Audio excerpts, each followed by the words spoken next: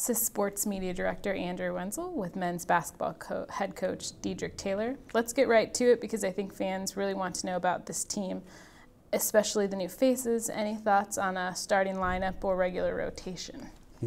Yeah, we got a lot of new faces. Starting lineup hasn't been established just yet, just simply because we're still early. We're only about 15 practices in.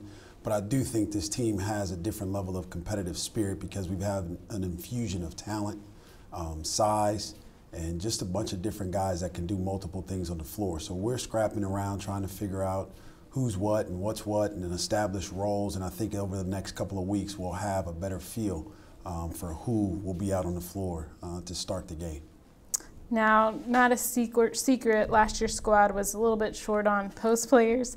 Can you talk about the development of Joe Boyd, Steve McClellan from last year to this year, and then as well as what you think Kennedy, Jamar, Malcolm, Temjay will bring to the front court this year? I think Steve in particular has done an unbelievable job of getting himself in better shape. He's probably lost about 12 to 15 pounds, and he's lighter on his feet. He's more mobile. He's more agile.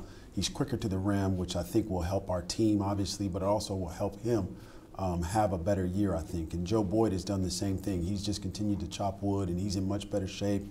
I think Joe's, like most freshmen, he's a sophomore now, and so his feet are under him a little more, and he's got a better foundation and a better base. He knows what we're doing, and he's had a pretty good first 15 practices. The other new guys, particularly Kennedy, Eshume, gives us a different level of size, athleticism at the rim. He protects the rim exceptionally well up to this point. Jamar is a typical freshman. He's trying to figure out which way is up, and he's trying to figure out how to play hard and consistently.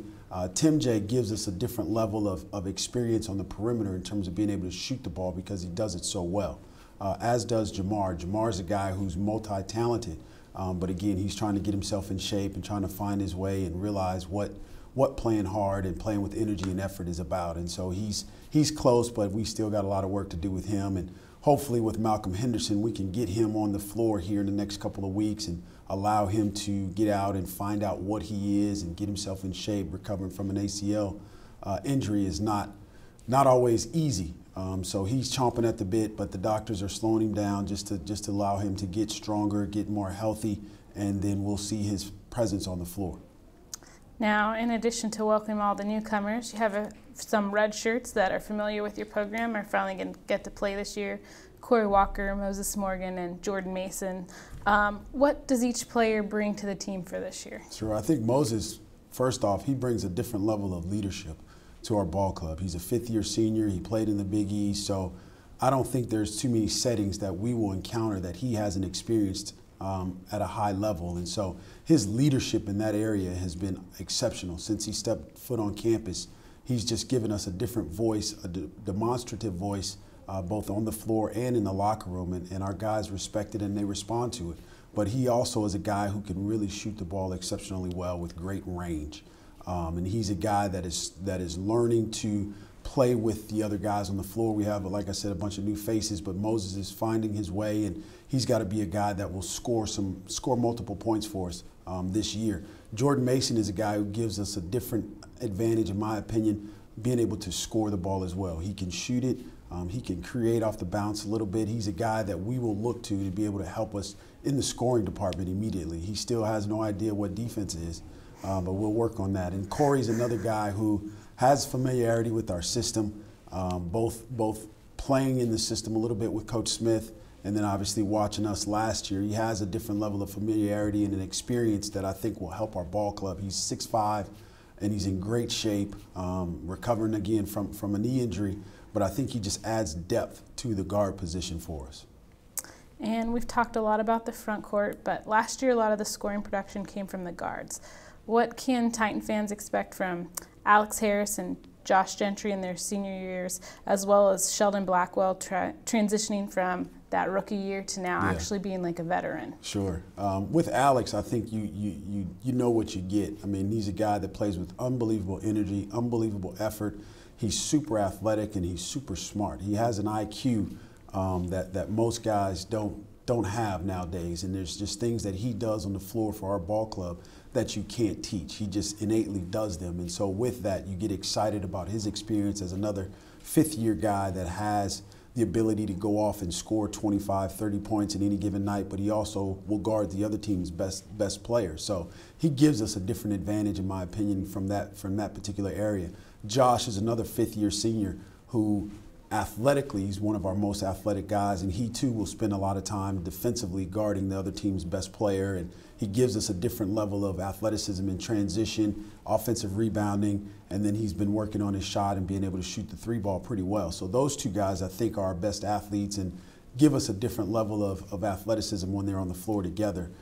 Sheldon's a guy who's just, he's a typical low-key, mild-mannered guy, but once you get him on the floor, he competes, he knows what we want, and he tries to get that out of all of his teammates in terms of execution and understanding what we're doing on the floor. So I'm anxious to see Sheldon's leadership go from a freshman into a veteran, and I think most notably his body is even changing. I mean, he's more defined, he's stronger. Physically, he looks like a different kid than what he did this time last year. And now you've talked a little bit about it. Let's not forget about Leonard Johnson and the pace that he brings to the floor for this year. Sure. Ro's a guy who junior college transferred, trying to find his rhythm right now. He's a guy that I think will definitely impact our style of play, our pace. We want to pick it up, and he's a guy that I believe can guard it 94 feet and pressure the ball and hawk the ball and make it difficult for teams to get it up the floor and get right into their offense. And then offensively, he can push the ball like nobody I've seen. And I think he navigates ball screens exceptionally well. I think he can catch and shoot pretty well with good range. And so, again, he gives us a different dimension as far as athletically being able to guard the ball and then offensively pushing the tempo.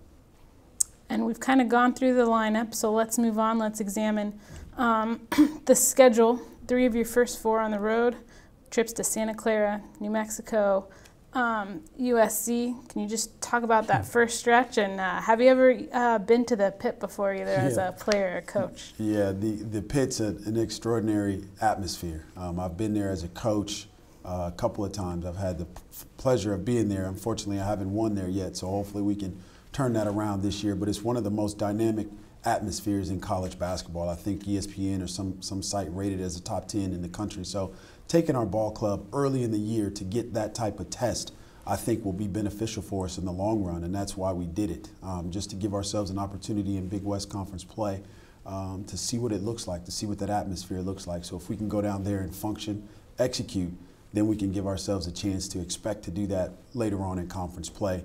Scheduling, like anything, it's an important part of our program, and we spend time on it almost daily, just like recruiting, because it can make or break you. And so I think the schedule that we've been able to put together with Santa Clara, which was a home and home, and going to USC will be nothing short of a tall task, but I think this group is up for it.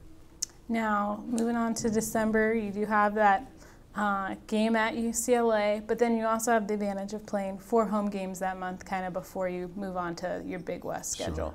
Yeah, we're excited about that part of the schedule, obviously being able to sleep in your own bed, and that's important for this group, I think, to allow ourselves to be able to find a home court advantage. And so we were fortunate to be able to backload our schedule, if you will, with some home games and give us a chance to be able to compete in our arena and get a feel for it multiple times in the end of December. And then just give us your thoughts on the Big West and just the talent level of what fans can expect this year. You know, I think from the Big West you can expect a great competitive atmosphere night in and night out. I mean, as you saw in the Big West Conference tournament last year, the number 7 seed beats the number 1 seed and they go on and advance to the NCAA tournament. So I really believe that this year our league will be a lot more balanced than what it was last year, a lot more competitive than what it was last year. I don't know that there is, any clear-cut favorites once you get past the 3rd or 4th best team in our conference. So I would imagine that every night you'll see a quality game with quality players on the floor trying to execute and battle towards winning the Big West Conference championship. Well, thank you for joining us today, Coach, and good luck this season. Thank you.